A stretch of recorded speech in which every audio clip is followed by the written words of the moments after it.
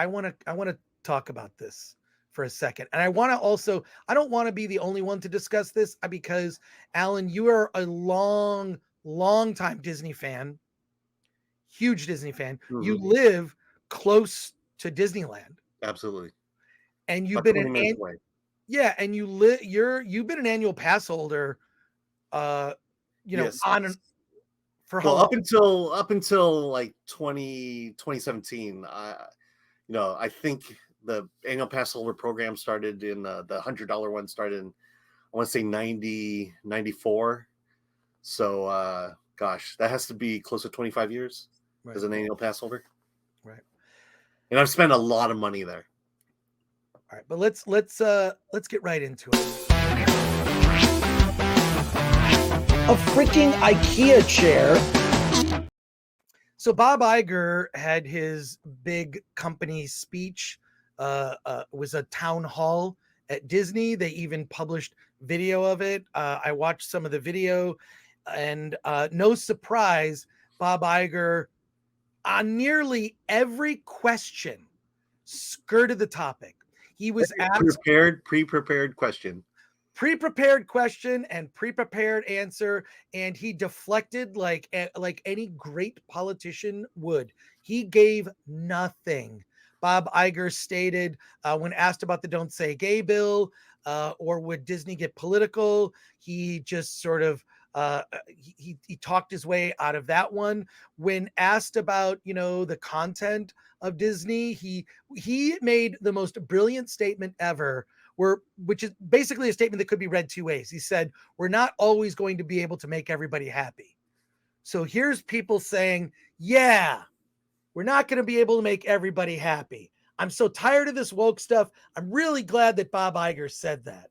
And then someone else on the other side of that is like, yeah, I'm so glad we're just not going to be able to make everybody happy.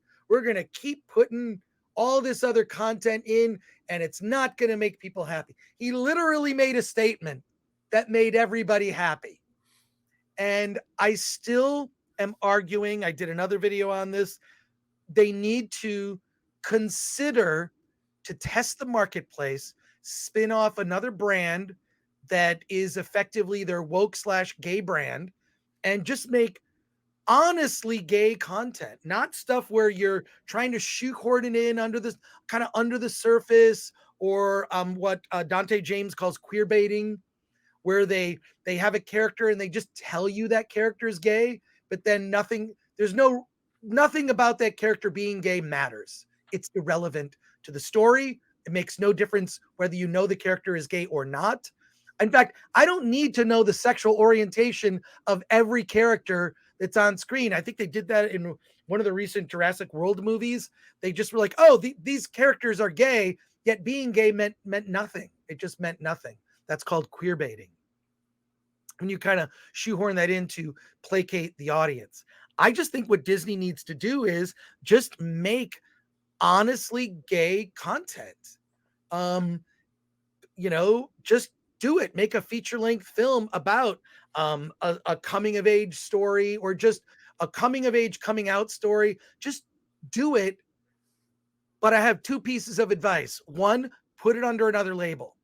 You got to put it under a separate label, because as a parent, if my kids are single, they're in their sort of single digit age, and I'm not ready to have uncomfortable conversations with kids of that age. I kind of want to wait until they're ready, probably when they're older, or if they're having struggles of their own, or maybe they have a friend at school, and I'll have that conversation. Okay. I'll choose when I'll have that conversation with my kid. The problem with kind of inserting this stuff into broadly mainstream films is it's like you're kind of hijacking the parents and the conversation. As a parent, when your kid is ready for something. Alan and I are both fathers. We're both fathers to daughters. I'm also a father to a son. And you kind of get like, my daughter really loved horror films. She was getting into H.R. Giger as a teenager, going through that period, loved that stuff. My son was not into that. Horror films were upsetting to him. You know what your kids, what they're kind of ready for, and they're all different and they all progress physically and emotionally at different paces. But I, as the parent, make that choice, not some corporation, not some childless activist artist at a company should not be making those choices for me, for my kids. Stop, spin off this label. And then the other thing that you can do, it's my second piece of advice, scale all of this content to the audience. And by that, I mean budget wise, you should plan a budget that fits the size of the audience. And that's going to take a little bit of experimentation, a little bit of success, and a little bit of failure. You're going to have to succeed and fail a little bit.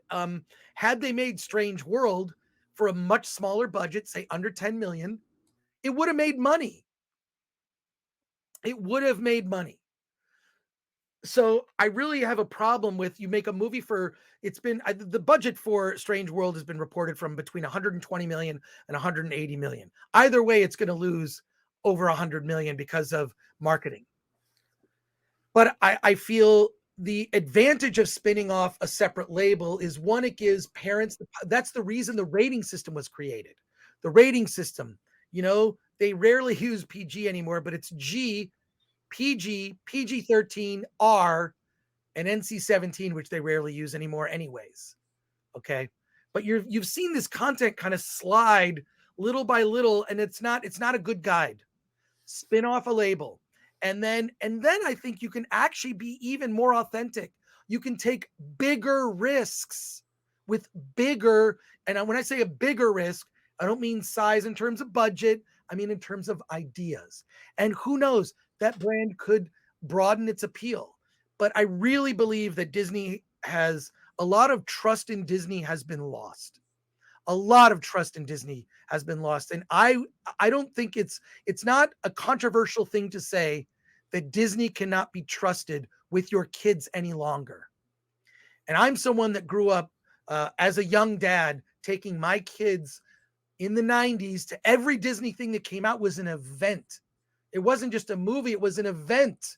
Going to see, Beauty and the Beast, Lion King. Then they would come out and re-release. And sometimes they would re-release the classics, right? Remember when they used to do that, Alan? They'd re-release classic Disney movies. And it's like, the beauty of doing that, and what's so great about that, is I get to see the movie Dumbo for the first time, because I'm seeing it through my kids' eyes. That's part of why Disney is the company it is, because it's affected multiple generations of parents.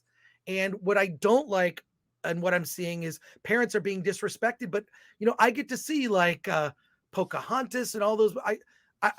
I personally love them, and I love taking my kids to see those movies. Always there'd be some heartfelt moments. Oh, they got me again. Aladdin is so good. But I think that Disney has really lost. It's really lost something by getting involved in the culture wars. I think is a big mistake. What could solve this? And I'm not saying this is the answer. It's a solution that might make parents that don't want to expose their kids to these ideas at a certain age. It makes them aware of it, almost like a rating, which is fine. And then it allows LGBTQ plus stories to be told authentically. That is my problem with a lot of LGBTQ stuff done by Hollywood. It's not authentic. Alan and I have both seen a lot of LGBTQ themed movies, indie movies. One of the things that indie movies do better than Hollywood, authenticity. See a small indie movie, a small story being told, and it really, I think it's a huge opportunity. So I am arguing for this to become a reality, and I hope that other YouTubers will comment on it. I hope that they can disagree with me, and that's fine. But what I'm saying is this is something that will be good for parents who wish to decide when their kids are ready for certain conversations. And it's also very good for the LGBTQ community to be able to make more authentic stories. And also, and I say this because higher and higher budgets for productions put a weight on creatives, because now I got to make it appeal to this and this and this. You don't have to make it appeal to a big audience anymore. You can make, whether it's a television show or an animated project or a live action movie, the Disney Sparkle brand could lean into more authentic LGBTQ stories.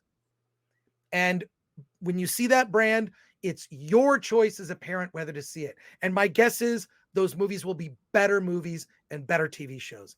Alan, you're a Disney fan. There's a rainbow. There's currently a rainbow above your head for those Yes. listening.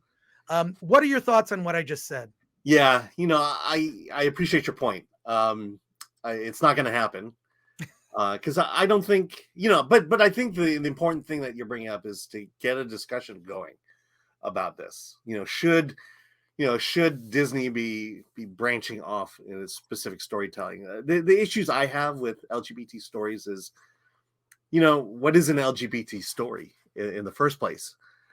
For the movies we've seen that are LGBT, it's often always surrounding sexuality. It's not about necessarily a guy and a guy falling in love or a girl and a girl falling in love. It usually goes deeper than that. And to me, that has been the definition of LGBT stories. And this is exactly what I don't want in children's stories. And I think more to the point of, the direction, because they're going down this direction that Disney they've strayed away from the stories that Walt used to tell and that Walt used to tell brilliantly. The idea of falling in love, that's no longer in Disney movies. When was the last time two characters fell in love, really? When you hear what the original pitch for Lightyear was, you realize, well, there's a much better story there because it had something to do with a romance between Buzz Lightyear and his commander. Family, the idea of family, it's, I don't understand. I don't understand why these studios, particularly Disney, Warner Brothers is kind of in that same realm, why they don't want to make money anymore, why they don't want to make the maximum amount of money anymore. The problem, this is the problem with Strange Worlds, was that, and I tweeted about this days before before I saw the movie. My tweet was basically, look, the step one to creating a good movie is to tell a good story, a story that connects with people, a story that is thrilling, has something to say. Write that really great story. Step two, cast the diversity out of it all you want. I don't care. Bring in diversity all you want. As long as you have that good foundation of a story, you're gonna do well. Having LGBT elements in it isn't necessarily gonna kill it. But what happened with Strange World is they had a checklist. Okay, we're gonna create a world that has everything, has all of these things, and then somehow we're gonna build a story around it, and that's going backwards. And again, I keep saying it. Go back to classic storytelling. Connect with your audience, create charismatic, engaging characters, put them in situations, and give us some kind of emotion. Love is an emotion that people want to feel coming out of a theater. Thrills and excitement are feelings that people want to have coming out of a theater, but we're not getting that anymore. We're getting basically preached to, and to me, that's the definition of wokeness. The fact that we're getting that we have to learn a lesson about our own imperfections as a species at the end of all our movies, and it's no wonder these big studios are losing money. Well, because Alan, you're a bigot, and that's why you need that. Right. That's why you need that lesson. First of all, I really appreciate your. I based on what you said, you don't agree with me, which is Well, fine. I don't agree No, with the it's fine. practical. I don't agree with creating Disney Sparkle. Okay. Because and maybe it's more because we know it's going to fail. The market is not big enough for Well, Disney Sparkle to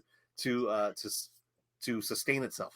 Well, that's sort of my point in the Yeah. sense of if you scale it like the movie Bros, which failed spectacularly earlier this year, might have been a success. Same script, effectively the same movie. If you made it for $2 million and you opened it in a couple hundred theaters and then maybe it went right to Netflix, would have been a huge hit, but they made it for $30 million, spent another $30 million marketing it. You're 60 million in, and it barely broke 10 million at the box office. Mhm. It yeah, it's you got to scale to the audience. So my point is that if you scale to the audience, you really find out how large the audience is.